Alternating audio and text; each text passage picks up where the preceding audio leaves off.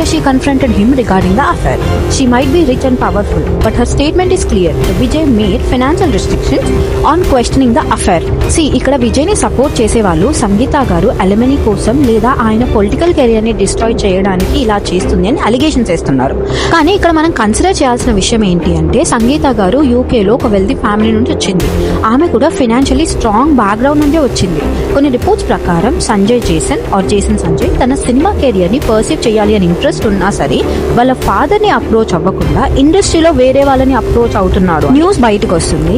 ఇప్పుడు divorce situation లో సంజయ్ తన మదర్ సైడ్ ఉన్నాడు అని చూపించుకోవడానికి తన ఫాదర్ ని అన్ఫాలో చేశాడు అని కొంతమంది అనుకుంటున్నారు.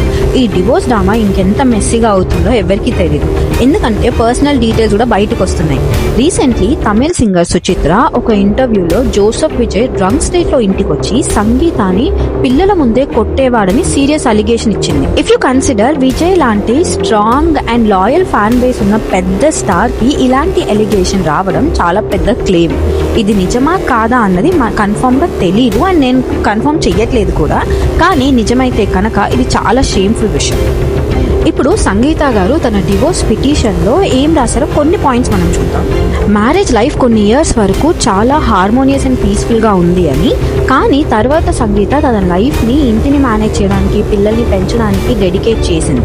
కానీ సిచ్యువేషన్ అంతా ఏప్రిల్ 2021లో టర్న్ అయ్యింది అని ఎప్పుడైతే విజయ్ ఇంటిమేట్లీ ఒక యాక్ట్రెస్ తో ఇన్వాల్వ్ అయ్యాడో అది తనకి తెలిసిన తర్వాత సివియర్ ఎమోషనల్ డిస్ట్రెస్ కి గురైందని and breach of marital trust జరిగింది అని. తను ఆ విషయాన్ని కన్ఫ్రంట్ చేస్తే విజయ్ అష్యూర్ చేశారు దట్ ఈ ఎక్స్ట్రా మ్యారిటల్ అఫైర్ ని నేను ఎండ్ చేస్తాను అని. కానీ రిలేషన్షిప్ అలానే కంటిన్యూ అయింది. దానివల్ల తనకి మెంటల్ క్రువాలిటీ ఫేస్ చేసింది అని మెన్షన్ చేసింది.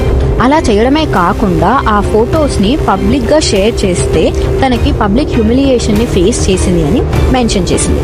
ఇది పర్సనల్ లెవెల్లో మాట్లాడి సార్ట్ చేయడానికి సెప్టెంబర్ 2021 నుంచి ఫిబ్రవరి 2022 వరకు ట్రై చేశారు అండ్ మళ్ళీ ఆగస్ట్ 2024 నుంచి ఫిబ్రవరి 2025 వరకు కూడా తను ట్రై చేసింది అని చెప్పింది.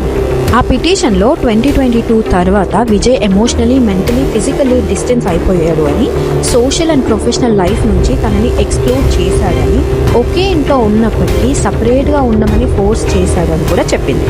ఇంకా ముందు ఇచ్చే ఫైనాన్షియల్ ఫెసిలిటీస్ ని కూడా విత్డ్రా చేశాడు అని, ఇనవే ఫైనాన్షియల్ బ్లాక్ చేశాడు అని, రిస్ట్రిక్షన్ ఇంపోజ్ చేశాడని ఆమె అలిగేషన్ ఇచ్చింది.